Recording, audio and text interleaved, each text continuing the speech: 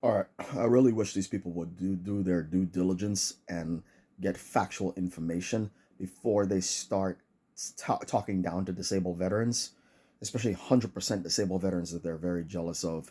You should have went into the recruiter's office. You should have signed up, or if you could not enlist in the military uh, due to them rejecting you, that's on you.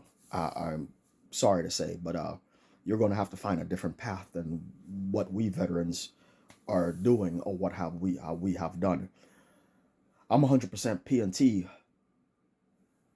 Okay, for the rest of my life, I've been 100% PNT for a decade. I don't work anymore. I live on that. That's all I have. PTSD with somatic flashbacks and depression. I'm not going to get into what they did to me. That's not what this video is about. But I am maxed out on disability for a reason, very good reason, and it's 100% their fault. None of that was any of my fault. They did what they did. Now they're paying the price for it. So I don't have a job. Will never work ever again for the rest of my life. I have a wife. We live in a 3-bedroom house with a dog. I have a whole family. I have the life that people are striving for. We don't live in an apartment. I can't live in an apartment with my PTSD. So we have to have a house. We have to have complete privacy, and we have to have the ability to shut the outside world completely out of my life. And that's what I did. To keep myself alive, I go work out 4 times a week. That's all I do. I go work out, come back to the house, get in front of my computer, PlayStation, whatever. Also, when uh, I put my car in storage deliberately, and the car note and the storage fee is like nothing to me.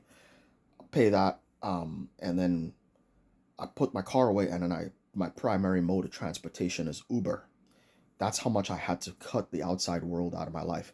So because of my medical issues, I pay $1,000 a month into Uber, and I can get around anywhere I need to go on the 4 days that I do leave, go work out, and I strategically my place that I work out at is right next to the Walmart in walking distance. If I need anything, I can Uber down to where I work out, walk across the street to the Walmart, go shopping, walk back to where I need to work out, grab my stuff, Uber back to the house. Technically, I don't even need a car anymore. So I have a guaranteed funding going into Uber. So transportation is nothing to me, even without my car. I'm keeping it. I'm keeping my vehicle, but it's in storage to cut costs down. So I eliminated the mechanical costs. I eliminated the cost for tires, and the only thing I got to do is pull it out once a year and register the car.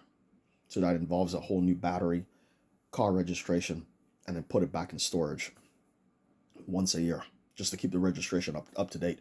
That's all I have to do with it. But I'm going to keep that car until I have unless there's an emergency or something. I don't really have a need for a vehicle. So I made my life as easy as possible because of the PTSD issues.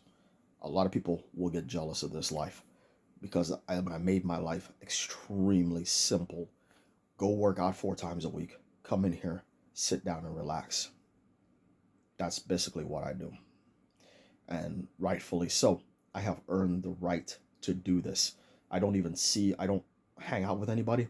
Nobody comes over here. My wife is in agreement. Nobody but family members are allowed over here. And that's her family.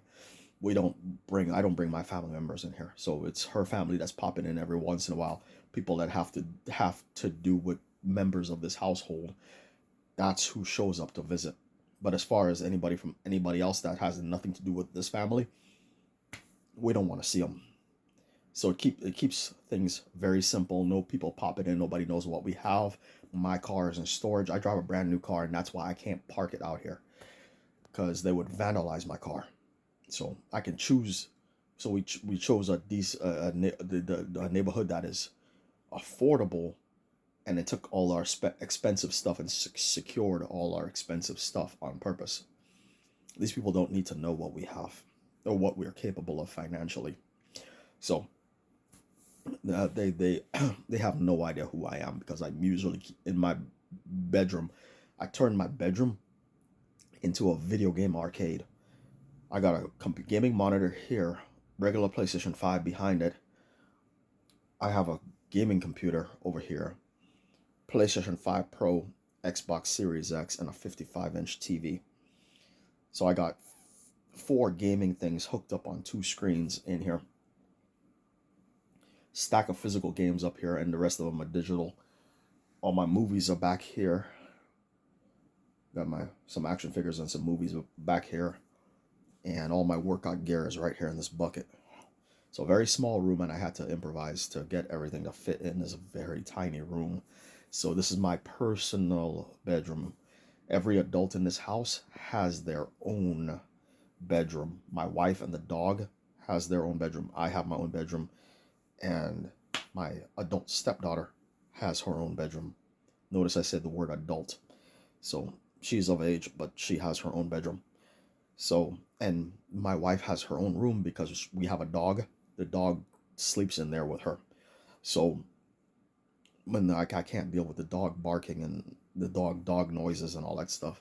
So we needed somewhere where the dog could sleep, where the dog is most comfortable. And since she takes care of the dog, I said, okay, we're gonna put those two in a room together, and put me in a room here by myself so I can play my video games any time of the day or night without disturbing my wife's sleep at all. So we had to come up with a reasonable compromise to where we can all get what we want without disturbing each other. That's how this came about. So I pay 100% of the bills in here, and my wife is cooking all the meals and taking care of the dog. So yeah. And my adult stepdaughter, she has her job and she's taking care of herself, and I don't charge her anything. So she pockets 100% of her money, and she's living her life and working for herself. So that's how we live, and that's what I have to do because of my PTSD symptoms. And you got people on TikTok that give us a hard time and tell us that we don't deserve this life. Yeah, we did a lot more for this country than you ever will in your entire existence. I'm out of here.